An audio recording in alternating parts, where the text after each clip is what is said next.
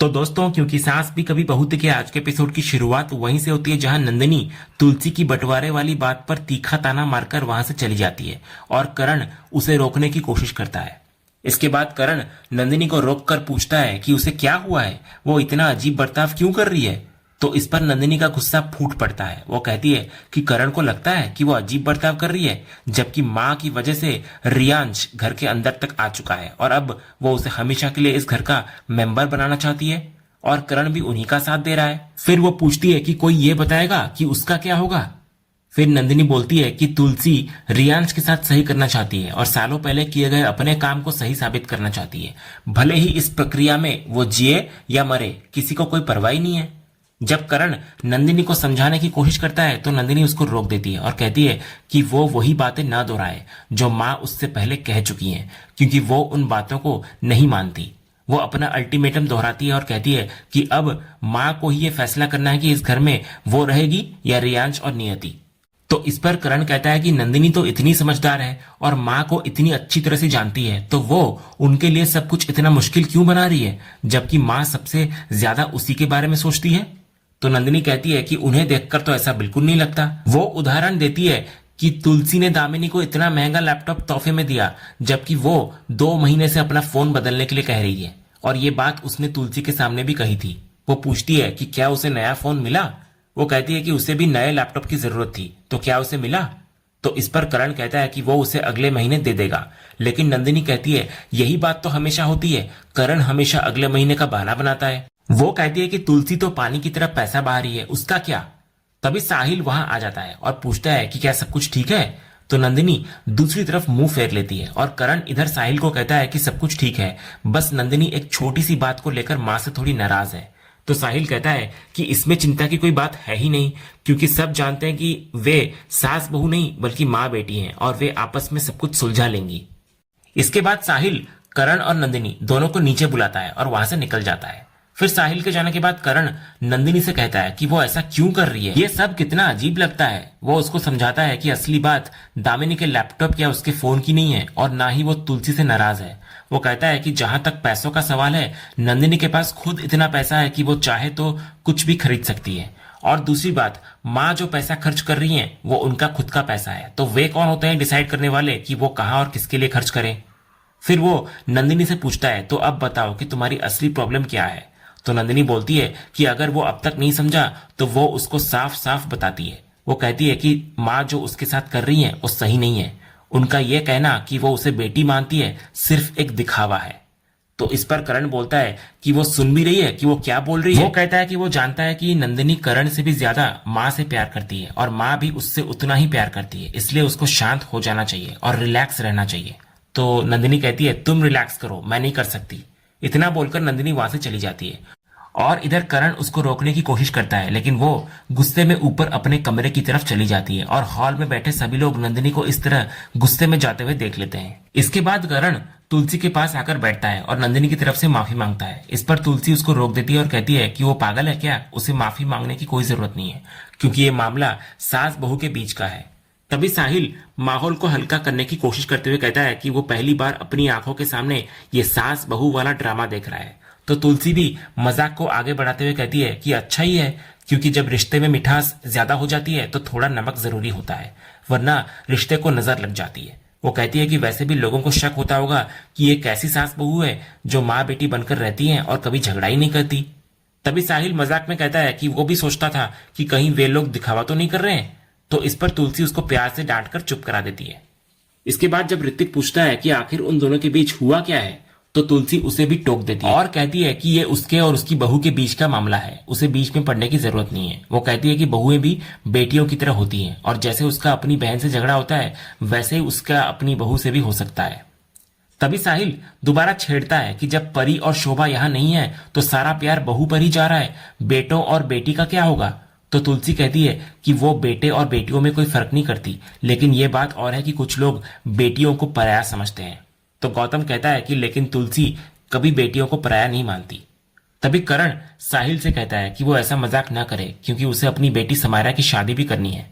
तो शादी का नाम सुनकर समायरा चिढ़ जाती है, तो पार्थ उसको छेड़ते हुए कहता है कि शादी तो उसे कभी ना कभी करनी ही होगी।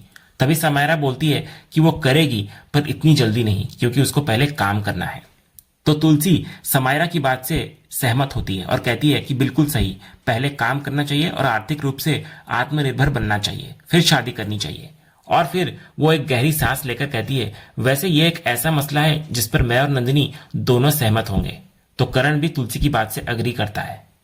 उधर अगले सीन में हम नंदिनी को उसके कमरे के बाथरूम में देखते हैं। वो अपना मुंह धो रही होती है और आईने में खुद को देखकर आत्ममंथन कर रही होती है। वो खुद से पूछती है, मैं क्यों इतना झगड़ रही हूँ माँ से?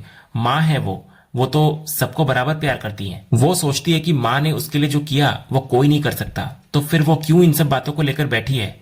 वो सोचती है कि करण सही कह रहा है, वो ऐसी नहीं है, तो फिर वो इतना गुस्सा क्यों कर रही है? अंत में वो खुद को समझाती है कि खुद को संभालो नंदिनी, शांत रहो। इसके बाद हम देखते हैं कि नंदिनी बाथरूम से बाहर निकलकर कॉरिडोर की तरफ से गुजर रही होती है। तभी उसके पीछे से एक हाथ आता है।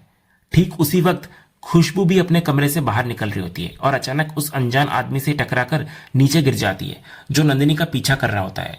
वो अनजान आदमी खुशबू की तरफ हाथ बढ़ाकर पूछता है, क्या वो ठीक है? लेकिन खुशबू उसको झटक देती है और कहती है, कौन हो तुम? छोड़ो मुझे। ये देखकर नंदिनी पीछे से पूछती है, कौन हो तुम? क्या कर रहे हो उस लड़की के साथ? जैसे ही वो आदमी नंदिनी की तरफ मुड़ता है, नंदिनी के पैरों तले जमीन खिसक जाती है।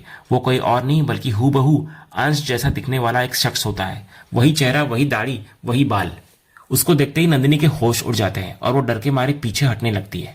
वो आदमी उसकी तरफ बढ़ने लगता है और उसको देखते ही नंदिनी को पुराना वहशी अंश याद आने लगता है। वो पीछे हटते हटते दीवार से सटकर रुक जाती है। वो हिल भी नहीं पाती और उसके मुंह से सिर्फ एक ही नाम निकलता है कि अंश।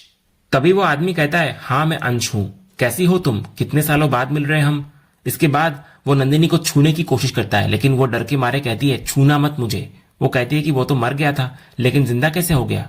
इस पर वो आदमी कहता है, नहीं, क्या वो देख नहीं पा रही कि वो जिंदा है?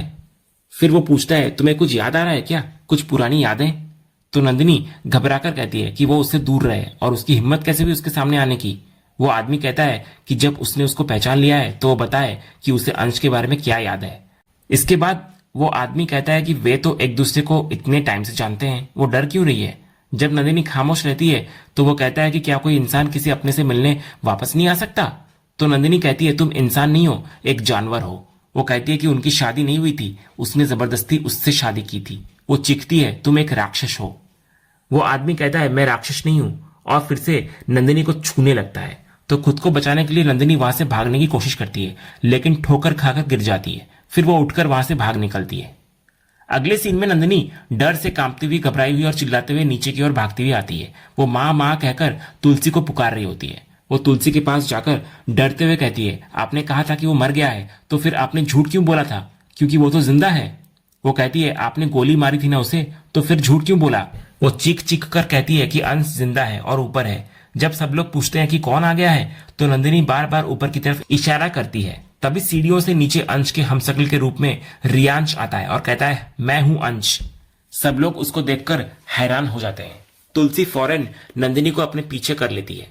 तभी रियांश कहता है कि वो अंश बनकर आया है, लेकिन अगले ही पल वो खुलासा करता है कि वो अंश नहीं बल्कि उसका बेटा रियांश है। वो कहता है कि आज उसे अपनी असली पहचान पता चल गई है।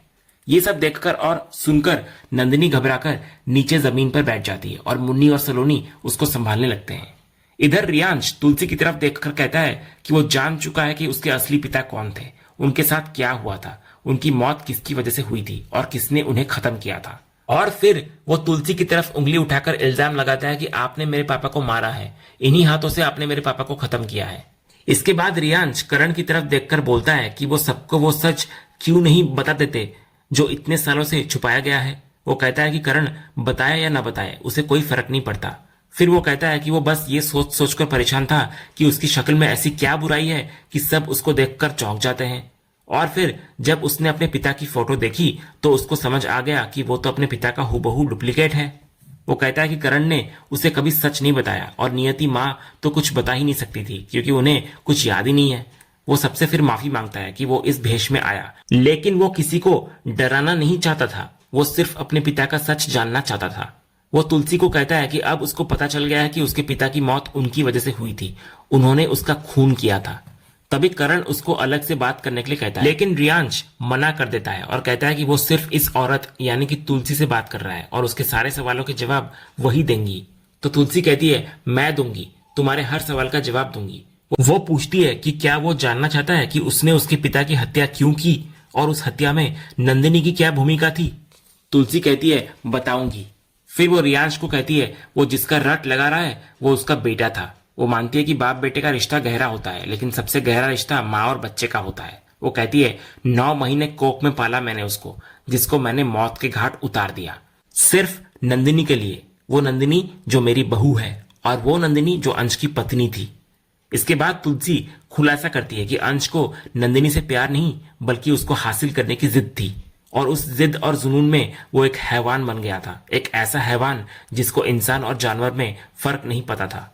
वो बताती है कि नंदिनी ने अपनी शादी को बचाने की बहुत कोशिश की, अंश को कई मौके दिए, लेकिन वो नहीं सुधरा।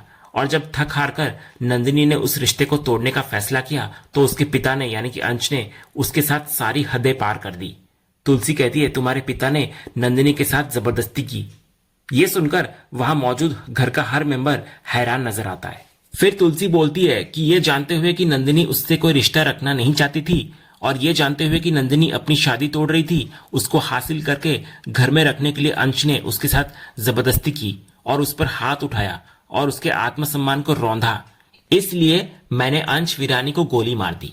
तो ये सब कुछ सुनकर रियांश तुलसी की तरफ देख रहा होता है और इसी सीन के साथ आज का यह एपिसोड यहीं पर खत्म होता है। तो दोस्तों, आपको आज के एपिसोड का कौन सा सीन सबसे ज्यादा पसंद आया हमें कमेंट करके जरूर बताएं। अगर आप क्योंकि सास भी कभी बहू के फैन हैं और कोई भी अपडेट मिस नहीं करना चाहते तो हमारे इस चैनल को सब्सक्राइब करना ना भूलें और बेल आइकन को भी जरूर दबाएं। हम मिलेंगे अगले एपिसोड के अपडेट के साथ, तब तक के लिए धन्यवाद।